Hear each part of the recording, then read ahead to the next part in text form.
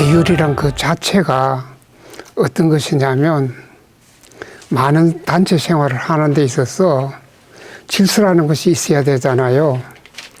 그 질서라는 것을 잡기 위해서 이루어진 거고, 또 다른 면에서는 그야말로 모든 수행의 가장 근본이 계율이 될 겁니다. 만약 계가 흐트러지면 수행 자체가 안 돼요. 될 수가 없지요. 흔히 우리나라 대성불교에서 행도 행음이 무방반야다, 뭐 그런 식으로 그걸 하는데, 그거는 천만의 말씀이에요. 그렇게 이야기하시는 분들 보면 정말이지 제대로 수행을 하지 못한, 또 수행을 하지 않는 사람들의 계변이다, 저는 그런 생각을 합니다. 그렇기 때문에 계정해, 이거를 흔히 교학적으로는 사막이라고 그러는데 가장 근본이 계율이에요. 고암 스님 또 일타 스님, 저는 두 분 직접 모시고 살았어요. 고암 스님이 종종으로 계실 때 67년도 해인사에서 직접 모시고 살았거든요.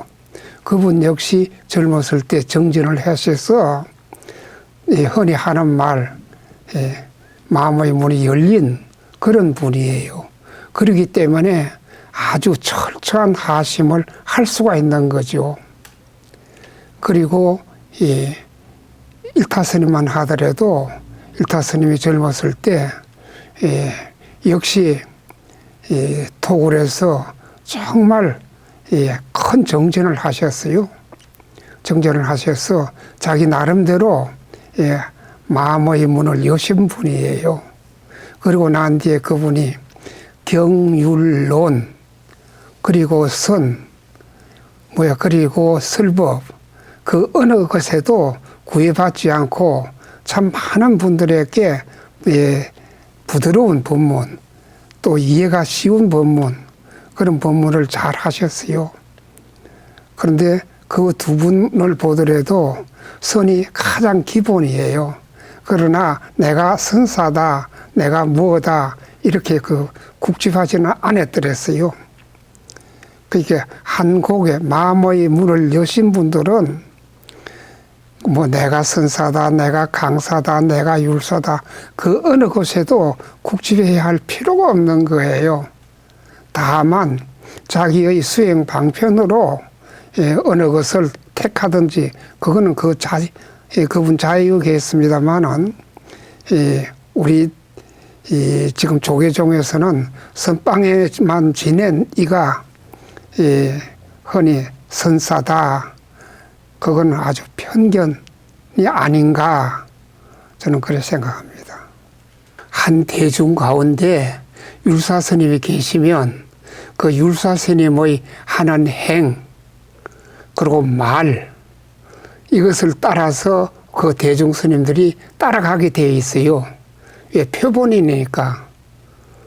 그렇기 때문에 그 스님이 얼마만큼 말과 행을 잘 하느냐에 따라서 그 대중들을 했게 영향을 끼칠 수가 있겠죠. 대중들이 살면 한 사람 두 사람이 아니고 몇십 명 또는 몇백 명이 같이 살아야 하니까, 같이 살라 그러면 질서라는 것이 꼭 있어야 되잖아요. 그러니까 질서가 잡힌 다음에 법이 시행이 되겠죠. 아마 그래서 율장을 제일 먼저 하지 않았나, 그런 생각이 들고요. 어느 해상 가운데서라도 이 계율이 근본이 되지 않으면 흔히 말하는 난장판이 돼요. 그 분위기가 우스워지는 거죠. 그렇기 때문에 그 계율을 중시하지 않을 수가 없는 거죠. 만약에 한 부부가 결혼식을 올리지 않고 살면 제3자들이 뭐라 그러겠어요? 그리고 또 본인들이 또 어떻게 생각하겠어요?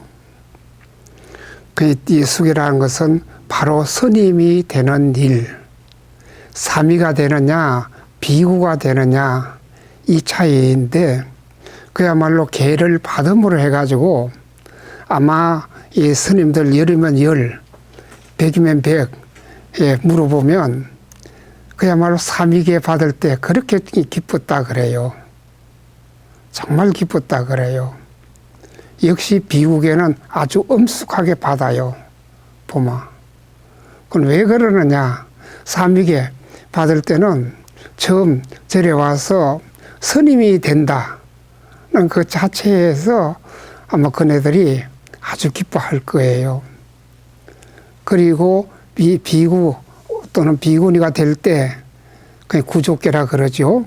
구족계를 받을 때 왜 엄숙하냐. 앞으로 그야말로 비구 250개, 비구니 348개 지키면서 생활해야 될 것을 생각하면 정말 엄중하게 받아들이지 않을 수가 없을 거예요. 그런데 막상 처음 그렇게 비구계를 받고 비구니계를 받았다 손 치더라도 그 다음에 수행 과정상 그때는 자기 업의 차별 따라 상황이 달라질 수밖에 없어요. 사람이 백이면 백, 천이면 천, 다 한결같지는 않잖아요. 우리 살아가는 삶이 자기 업의 차별대로 살아가기 때문에 이것은 누가 어쩌지 할 수가 없어요. 제가 생각하기로는 정말 뜻밖의 사람이 너무 많아요. 한 30여 명 돼요. 아마 불교 역사에 있어서 그렇게 많이 전개를 한 경우는 별로 없어요. 자원술만 해더라도 불과 5분. 일타스님은 없었어요. 한 분도. 그런 걸 보면 이 종수스님만 하더라도 한 분. 서감스님도 없었어요. 그런데 저는 우짜자고 그렇게 많이 이걸 했는지 정말 많은 사람에게 전개를 했어요. 인연 없으면 오지를 않아요. 그런데 그분들한테 전개할 때는 꼭 뭘 해주느냐면 요란하게 전개 그걸 행사를 하지를 잘 안 해요. 그런데 뭘 해줬느냐면 전개송, 개를 전하는 개송을 하나씩 해주는데 그분들한테 한글로 아주 짤막하게 4구절을 적어서 주었더랬어요. 화음이란 그 자체가 어떤 것이냐면 깨달음의 세계잖아요. 그 깨달음의 세계, 그 깨달음의 세계를 해서 뭉뚱그려서 한마디로 하는 게 아니고 깨달음에도 편차가 있을 거 아니겠어요? 부처님의 깨달음은 그야말로 1000개의 태양이 뜨는 것보다 더 밝은 지혜. 그러나 보통 선종에서 말하는 깨달음, 그 스님네의 그 개개인 스님네의 그 위상에 따라 다 달라요. 똑같이 어느 정도다. 그 온효의 깨달음, 또 의상의 깨달음 다 편차가 있을 거예요. 또 그 말고 다른 스님네들의 그 깨달음도 역시 마찬가지일 거예요. 그렇다 그러면 금생에 수행해서 자기 분수대로 그야말로 깨달음을 터득할 거 아니겠어요? 아주 적은 깨달음도 깨달음이에요. 그렇다 그러면 화음이라는 것은 꼭 크게 깨달았다 해서 다 이루어지는 게 무엇보다도 설령 적게 깨달았다 손치더라도 자기 나름대로 그 깨달음의 세계에서 향유할 수 있는 것이 바로 화음의 세상이 아닐까 저는 그런 생각을 합니다. 이론을 따지는 논객으로서는 어떤 생각이든지 다 할 수가 있겠죠. 그러나 우리가 제일 중요한 것은 현실이잖아요. 지금 현실을 보면 그 업부 사상을 배제할 수가 없어요. 업부라는 것은 자기 한계예요. 정말 자기 한계. 자기 한계 안에서 우리 사람들은 다 살아가는데 누구나 자기 한계를 벗어날 수가 없어요. 그래서 자기 한계를 벗어나는 길이 어디에 있느냐? 바로 열반이고 해탈이에요. 수행해서만이 체득할 수가 있지요. 그렇지 않고는 자기 한계 안에서 살아갈 수밖에 없어요. 업을 종식시키려고 하면 수행밖에 없어요. 수행함으로 해가지고 자기 업을 종식할 수가 있지요. 조지훈 선생이 그런 말을 한 일이 있었을 거예요. 한국의 문학, 정말 한국의 문학이 한국 문학으로 자리 잡기 위해서는 서구에서 들어온 그 조류를 탈피해야 한다. 그 탈피하는 방법으로 이 방향을 선에서 찾는 것이 좋을 것이다 하는 이야기를 제가 간접적으로 들었어요. 직접적으로 들은 건 아니고요. 그런데 그 말이 와닿더라고요. 그래서 그런 차원에서 선관계를 그걸 하기 위해서는 선문답이 참 좋은 도구다. 저는 그런 생각을 했습니다. 경봉 스님을 뵀는데 경봉 스님이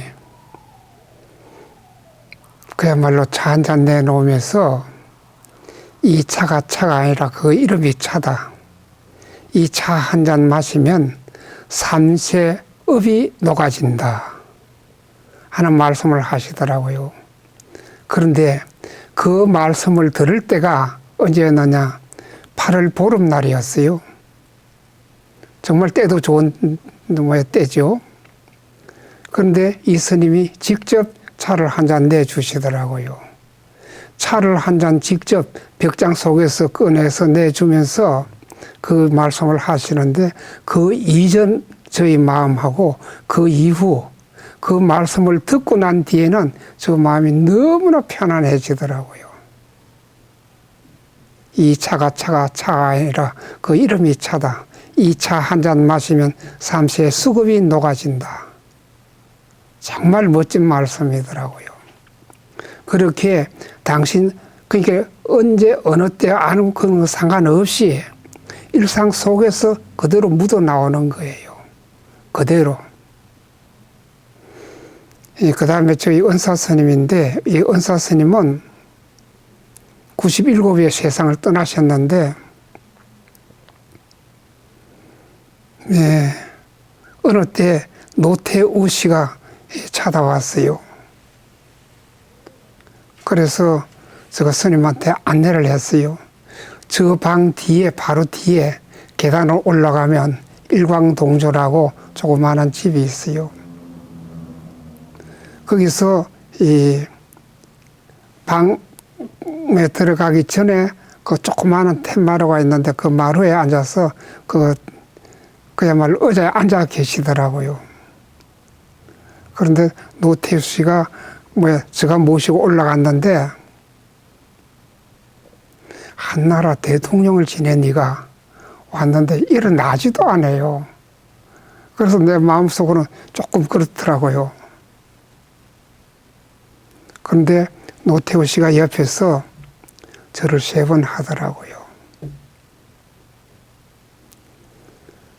그 절을 3번 하는 도중에 저희 스님이 하시는 말씀, 대통령까지 해봐도 별 수 없지.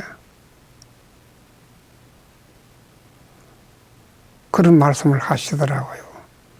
그냥 아무나 할 수 있는 이야기가 아니고 누구나 할 수 있는 이야기 아니에요. 명색이 대한민국 대통령을 지낸 이가 와서 인사를 하는데 그 말씀을 하시더라고요. 정말 팔만대장경에도 없는 말씀이잖아요. 그렇다고 저희 은사 스님은 오만하거나 방자하거나 아만이 많거나 그런 스님이 아니에요.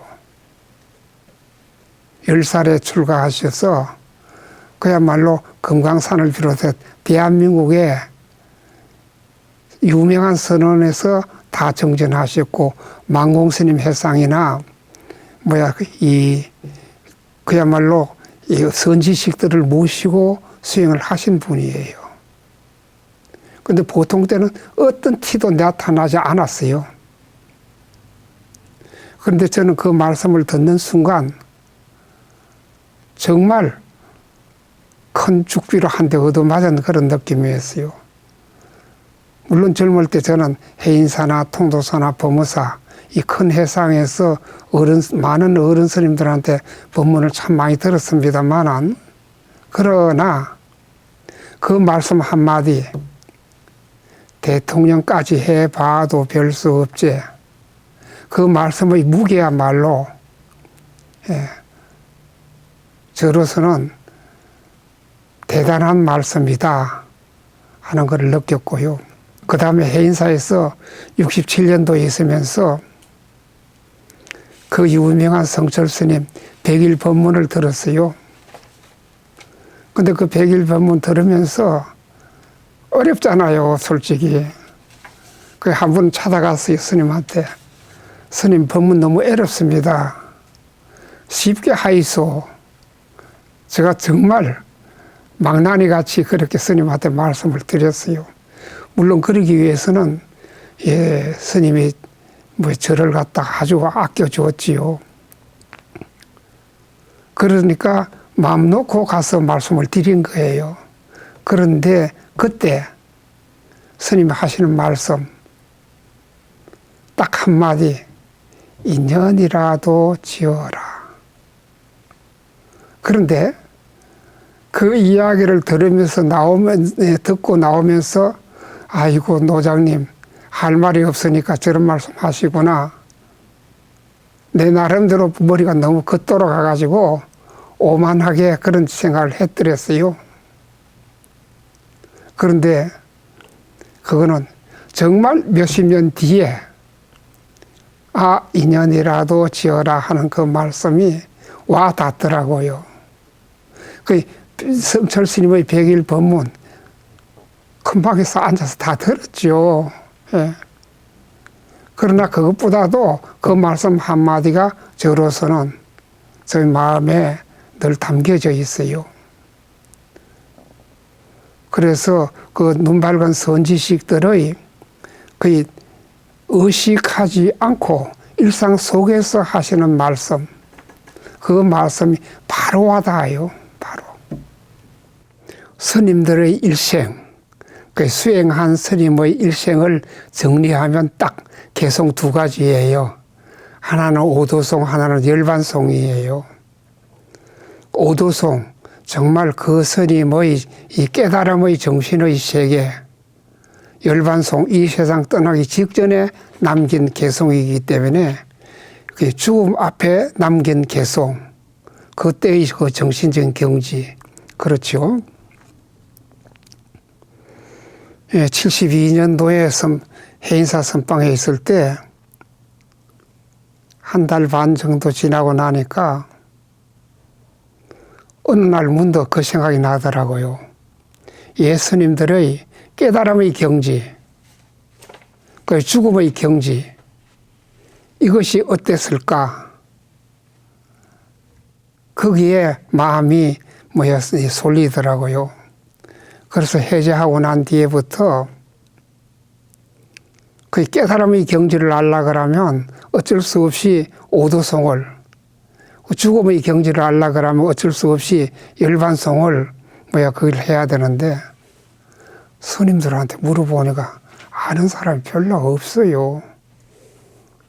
그래서 석정 스님한테 갔더니 석정 스님은 고개를 까딱도 안 하고 개송을 쓰더라고요. 오도송을 28편이나. 놀랬어요. 그걸 하기 위해서 그야말로 성철 스님, 구산 스님, 한국 스님, 우리나라에서 내노라 하는 스님 안 찾아뵌 스님이 없어요. 거사까지. 그게 다 찾아뵀어요. 찾아뵈면서 물었지요. 뭐 그때 받았던 개송, 그것이 뭐 오도송 또는 열반송, 그런 그랬는데 그 가운데 그러다 보니까 중국, 우리나라, 일본까지 그걸 했더랬어요. 정말 이 멋진 열반송 가운데, 이 멋진 열반송 가운데 하나가 청매인호라는 스님이 계셨어요. 이 스님은 서산대사의 제자였어요. 물론 임진왜란 때 성장으로 8년간 전투에도 가셨던 분인데, 이분이 이제 그 임진왜란 끝나고 난 뒤에 그가 연곡상가 정확한 그거는 모르겠어요. 와서 이제 세상 떠날 좀 해서 뭘 했느냐, 부화하니까, 절에 있는 대중들 부화하니까 다 좀 그랬던가 봐요. 그러니까 어떻게 아무도 내 방에 들어오지 말아라. 그래도 시봉하려고 들어오니까 어떻게 했느냐, 변을 봐가지고 벽에다 발란 거예요. 그러니까 변 냄새가 나니까 아무도 안 올 거 아니겠어요? 그렇지요? 그런데 그 절의 부목이라는 것은 산에 나무에서 스님들 방에 불 떼주는 스님, 불 떼주는 처사를 가 부목이라 그러는데, 그 부목은 들어와도 괜찮은 거예요. 그런데 그 청매인호 스님이 세상 떠나고 난 뒤에 대중들이 그래도 시신을 그걸 해야 되니까 들어갔을 때 그 벽에 발랐던 똥이 다 향기가 나는 거예요. 정말 멋진 청매인호 스님의 그것이야말로 열반송 다 묶어도 그분 하나 당하지 못한다 할 정도로 대단한 분이었더랬어요. 그리고 오도송은 역시 경허스님이에요. 경허스님은 오도송은 많이 나와 있으니까 홀문인어 무비공, 콧구멍 없다는 소리를 듣고는 돈각 삼천시호가 뭘로 깨닫고 나니까 이 삼천 대천 세계가 나의 집이더라. 6월 연암산 이 연암산 아랫길에 야인 무사 태평가, 야인으로서 태평가를 부르리라. 당신 깨달음을 밖으로 보여주리라. 깨달음의 말씀을 전해주리라.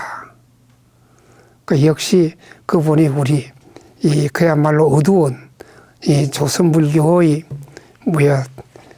횃불을 들어주신 분, 그리고 선을 갖다가 일으켜 주신 분이 그분이었는데, 경허스님이었는데 많은 제자를 두었지요. 정말 멋진 경허스님, 그분이 계셨으니까 우리가 이 불교의 선이 다시 중흥이 된 거예요. 불교의 본질이 깨달음이니까 그 본질에 매달리다 보니까 아마 깨달음에 목을 매는 것 같아요.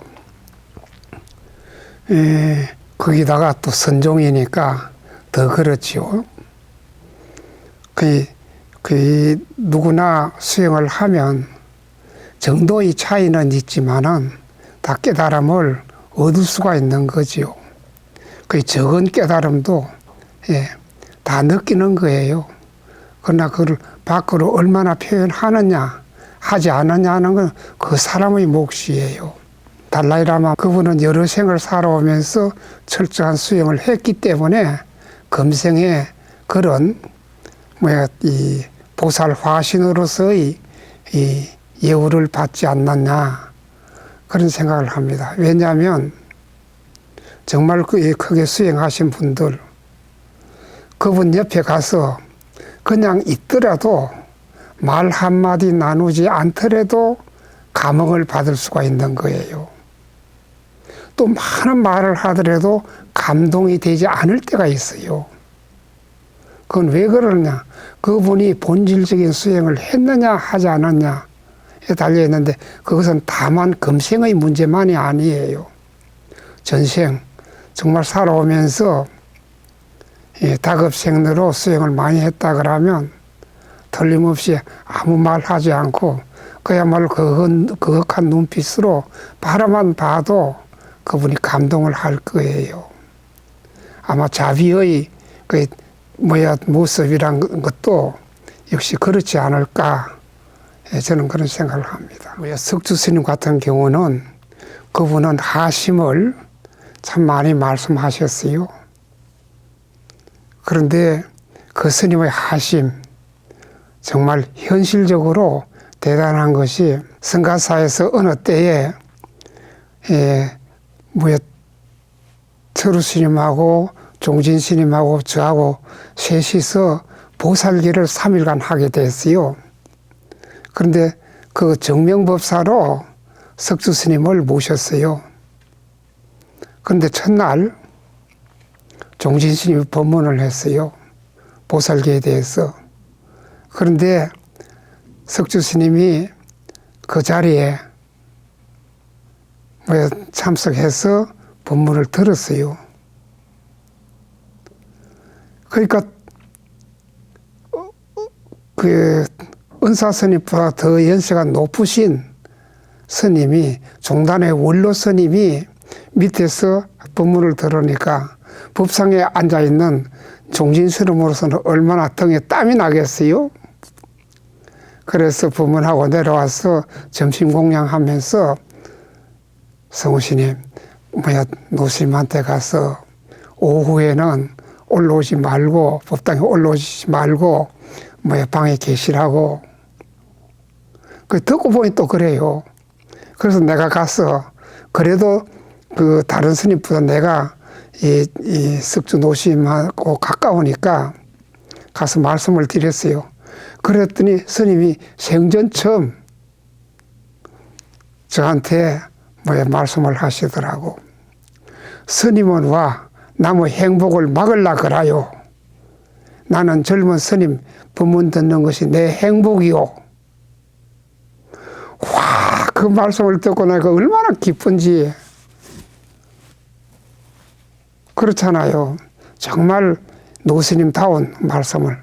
그 이튿날 제가 가서 법상에 올라가서 법문을 하는데 역시 노스님 올라오셔가지고 신도들하고 똑같이 삼배를 해요. 저희 은사 스님하고 도반이에요. 저희 은사 스님 그리고 관흥 스님, 이 석주 스님, 이분들이 연세가 80이 지나서 같이 선방에 지낼 정도로 금생에는 마지막 정진이다 할 정도로 친한 도반이었어요. 그리고 저희 은사 스님 생신만 되면 꼭 내려오시고, 그런 어른이 제가 법상에 올라가 있는데 밑에서 있다. 생각해 보십시오. 예. 그리고는 당신이 안성인가 어디에 그 보문사란 절이 있어요. 그 보문사에 일부러 보살계를 하면서 저를 보살계 전계사로 오도록 해놓고 당신은 밑에 앉아서 신도들하고 똑같이 당신이 설해야 할 곳에 절을 앉혀놓고 그렇게 그 정말 하심이라도 그저 말로 하심하는 것이 아니고 행동으로 바로 보여주는 그런 하심을 하시더라고요.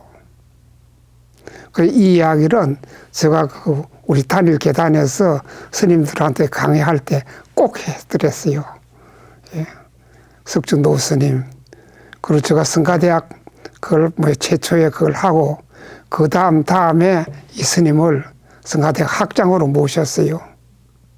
그러더라도 젊은 스님이 하는 거에 대해서는 아무 그거 없이 오셔가지고 그걸 해주시고, 우리 불교 TV가 어려웠을 때, 그 무슨 선서화전을 한번 했어요. 이럴 때 당신의 작품 50점을 써주셨어요. 그러시면서 하시는 말씀, 딱 한 말씀. 내 죽기 전에 불교 TV가 제대로 그걸 했으면 죽어도 한이 없다 그러시더라고요. 그만큼 불교 TV에 깊은 애정을 가지시더라고요. 아무 이해 타산도 없으면서도 그것이 바로 노스님의 자비고 그 하심의 정신. 그 하심의 정신은 제가 생각하기로는 그야말로 수행한 결과이다. 저는 그렇게 받아들여요. 자비롭게 사는 방법 중에 제일 좋은 것이 말이에요, 말. 그 따뜻한 말, 부드러운 말. 말을 갖다가 정말 따뜻하게 부드럽게 한다 그러면 그게 바로 전달이 되는 거죠. 그 자비의 실천은 말에서 비롯된다. 저는 그런 생각이 들고, 물론 다른 그거로 보시를 하는 경우도 있겠지요. 행동으로 또는 물질적으로도.